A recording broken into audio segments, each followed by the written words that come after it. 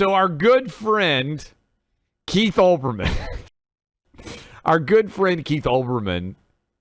who I believe just does a podcast now. Is that right, Buck? That's his sole employment so far as we know. He's not on television, right? Raising Many Cats, I believe. Raising Many Cats, Keith Olbermann in his Central Park apartment. Kind of perfect example of what happens if you go too far left wing. Eventually you just lose your mind and you end up shrieking out on your balcony about how many shots you need to get for COVID or else you'll die.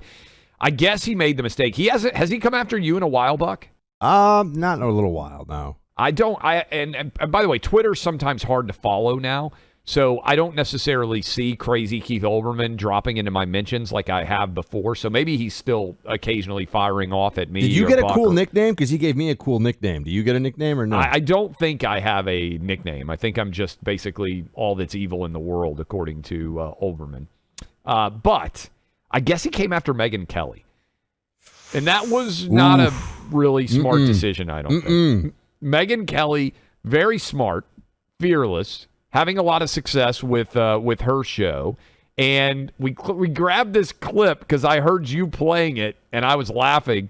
Here is Megyn Kelly going after Keith Olbermann. This is what a dead body looks like. Listen. Even Keith Olbermann was saying similar things, comparing Tucker to a Nazi.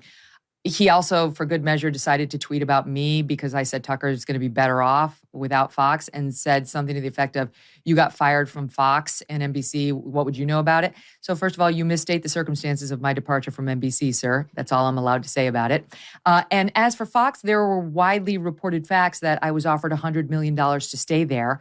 But the record's very clear that I left voluntarily because I wanted to raise my family, something you don't know anything about, because no one would marry you and you have no children. You have a cold, lonely life in which you become a bitter, bitter man, something I wouldn't know anything about because my life is joyful and I've managed to raise my own children.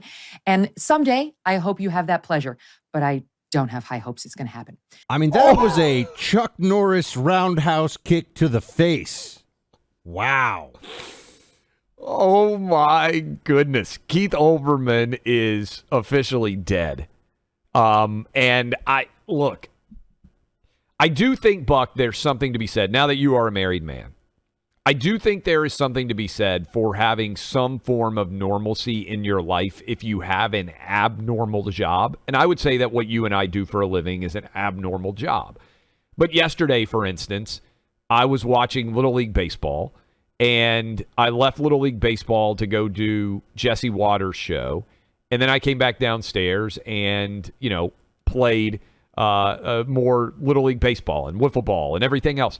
I think it's important to have normalcy in your life, again, if you have an abnormal job. And the longer you have an abnormal job, it warps you, particularly if there isn't normalcy in your life. And I think Olbermann is a very strong example of that. I would just say also, and I admit that I come to this with a degree of bias, and I always will put that out in front, but I really do believe it, so I say it.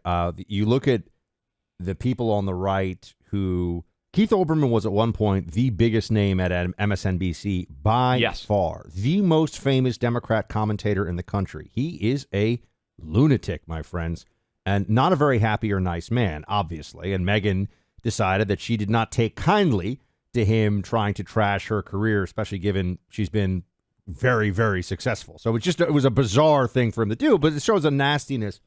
The people on the right who are... look, no one's perfect and we all have our challenges, but the people on the right whose names you all know are overwhelmingly good people that you'd want to hang out with. I'm sorry, it's just true. And there are a lot of people on the left who are, I'm talking about pundits here in the pundit class, and, whether we're talking CNN, MSNBC, etc., who are deeply unhappy, miserable, and nasty people.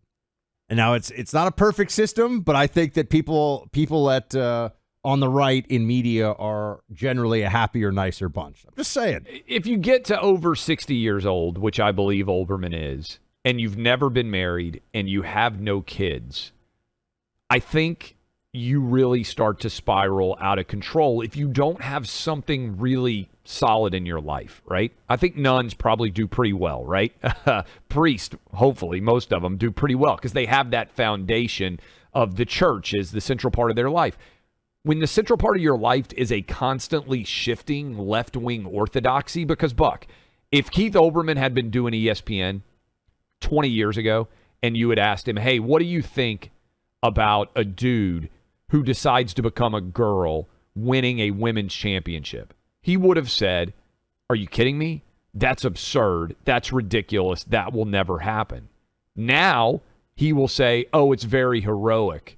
I'm glad that this is happening. This is an important moment in women's athletics.